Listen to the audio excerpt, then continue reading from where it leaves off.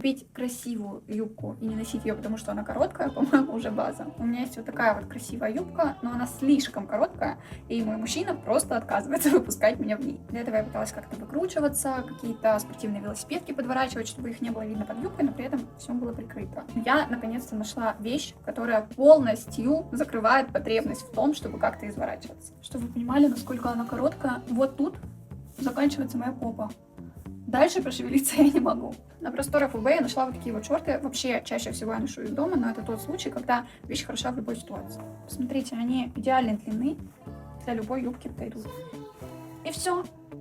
Их совершенно не видно под одеждой, и при этом ты чувствуешь себя комфортно. Я взяла себе черные, даже несмотря на то, что они черные, их не видно под этой юбкой, хотя она достаточно тоненькая. Но, если вас это напрягает, там, по-моему, еще 3 цвета есть. И идем гулять в своей красивой юбке, которая лежала у меня, ну, наверное, больше года, больше 2 лет.